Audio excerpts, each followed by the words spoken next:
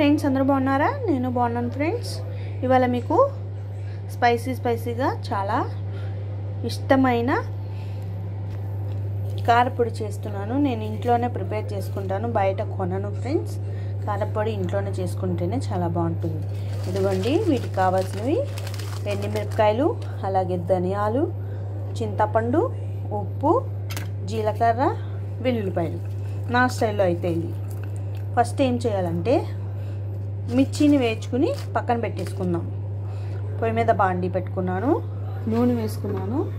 నూనె కాగిన తర్వాత అప్పుడు మిరపకాయలు వేపుకోవాలి ఫ్రెండ్స్. మిరపకాయలు కొంచెం కలర్ చేంజ్ అయ్యేదాకా వేయించుకోవాలి మనం. ఈ కారపొడి అయితే బాలింతలకైనా పెట్టచ్చు, అలాగే మనం ఇంట్లో ఇడ్లీ, దోశ, అన్నంలోకైనా కలుపుకుని తినచ్చు. ఇడ్లీకి అయితే చాలా బాగుంటుంది ఫ్రెండ్స్. నెయ్యి వేసుకుని ఈ కారపొడి నంచుకుని తిన్నామంటే అసలు సూపర్గా ఉంటుంది ఫ్రెండ్స్. మీరు కూడా ట్రై చేయండి. క్వాంటిటీ అయితే ఏముండదు ఫ్రెండ్స్.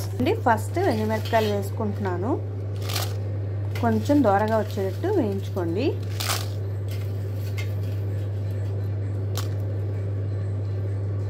స్లో మీడియంలో పెట్టుకుని వేయించుకోండి ఫ్రెండ్స్. ఎండుమిరపకాయలు అయితే 15 గ్రామ్స్ తీసుకున్నాను ఫ్రెండ్స్. 50 గ్రాములు ఎండుమిరపకాయలు తీసుకున్నాను. దానికి అలాగే 50 గ్రాముల ధనియాలు కూడా తీసుకున్నాను. అలాగే చింతపండు టేస్ట్ సరిపడంత వేసుకోవాలి. ఎండుమిరపకాయలు కొన్ని కారంగా ఉంటాయి, కొన్ని కారం తక్కువ ఉంటాయి కదా, అందుకే చూసి వేసుకోవాలి. అలాగే వెల్లుల్లిపాయ రబ్బలు 4-5, ఒక 10-15 రబ్బలు వేసుకున్నా పర్లేదు, కానీ నాది క్వాంటిటీ తక్కువ కాబట్టి నేను 6 వెల్లుల్లి రబ్బలు వేసుకుంటున్నాను. అలాగే జీలకర్ర ఒక స్పూన్ వేసుకుంటే చాలు. ఇది కలర్ చేంజ్ అవుతుంది, చూసారు కదా. చక్కగా ఇదిగోండి వేగిపోయినాయి. ఇవి తీసేసి ఇప్పుడు ధనియాలు వేయించుకుందాం మనం. ఇంకా కలర్ వచ్చిందంటే టేస్ట్ మారిపోతుంది ఫ్రెండ్స్, అందుకే ఈ కలర్లో దింపేసుకోండి. దీంట్లోకి ఇప్పుడు ధనియాలు కొంచెం కూడా లైట్గా వేయించుకోండి ఫ్రెండ్స్, ఎక్కువసేపు అయితే అవసరం లేదు. చూడండి, 2 నిమిషాల్లో వేగిపోతాయి ఈ ధనియాలు.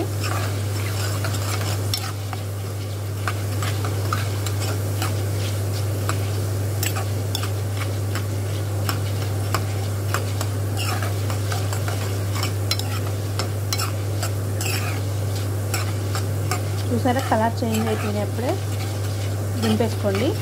ఈ ధనియాలను కూడా 2 నిమిషాలు వేయించుకుని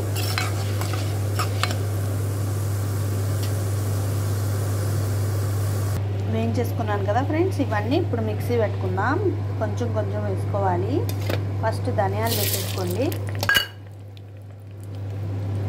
అలాగే ఎండుమిరపకాయలు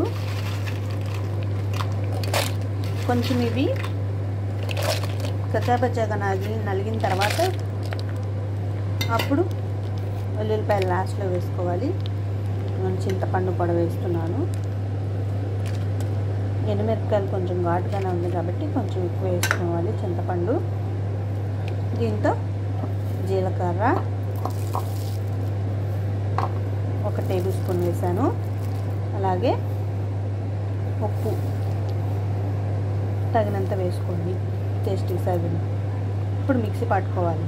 రెండు ఇలా నలిగిన తర్వాత వెల్లుల్లిపాయలు ఉన్నాయి కదా, వెల్లుల్లిపాయలు కూడా వేసేసి మిక్సీ పట్టేసుకోండి. అంతే ఫ్రెండ్స్, అంతా సింపుల్గా తయారైపోద్ది నల్లగారం. ఇదిగోండి ఫ్రెండ్స్, మిక్సీ పట్టేసుకున్నాను. ఇలాగా బాగా మెత్తగా మిక్సీ పట్టేసుకోవాలి కచ్చాపచ్చాగా, అప్పుడు చాలా రుచిగా ఉంటుంది. చూసారు కదా, రెడీ అయిపోయింది కారపొడి.